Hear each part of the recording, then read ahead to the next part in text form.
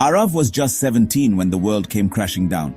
His father, a kind, hard-working tailor, passed away unexpectedly, leaving Arav as the man of the house.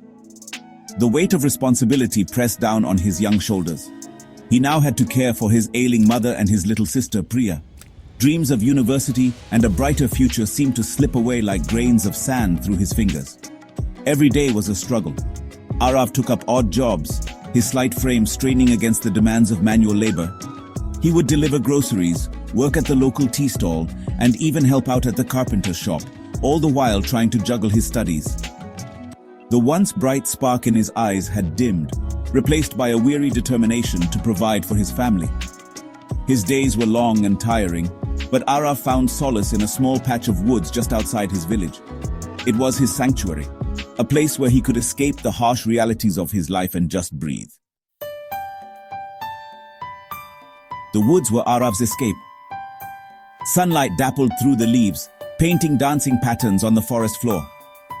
The air was fresh and clean, carrying the scent of damp earth and blooming wildflowers. Here, surrounded by the tranquility of nature, he found a sense of peace that eluded him in the clamor of the village.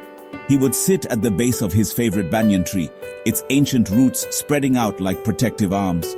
It was here that he studied, the rustling leaves and chirping birds his only companions. The woods were his library, his classroom, his confidant.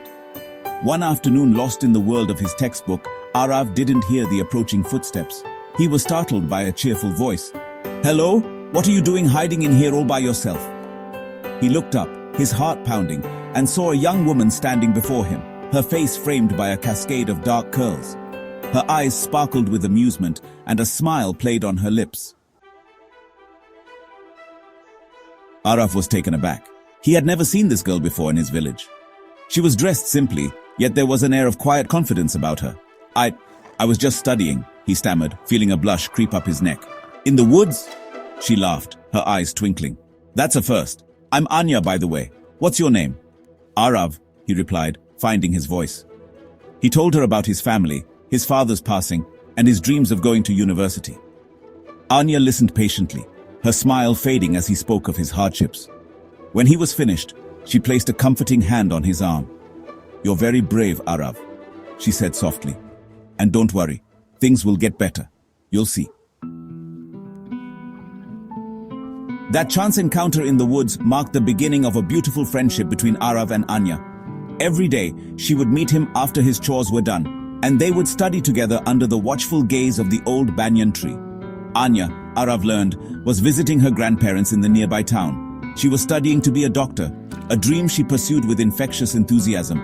They talked about everything, their hopes, their fears, their dreams for the future. Anya's cheerful optimism was infectious, and slowly, Arav felt his own spirits lifting. Anya's birthday was approaching, and Arav wanted to get her something special. He knew she loved books, but he couldn't afford to buy her a new one. Instead, he spent days crafting a beautiful bookmark out of wood, carving intricate designs into it. When he presented it to her, Anya was touched. "It's beautiful, Arav," she breathed, her eyes shining with unshed tears. "Thank you." That night, as Arav walked home, he realized his feelings for Anya ran deeper than friendship. He was falling in love with her kindness, her spirit, her unwavering belief in him.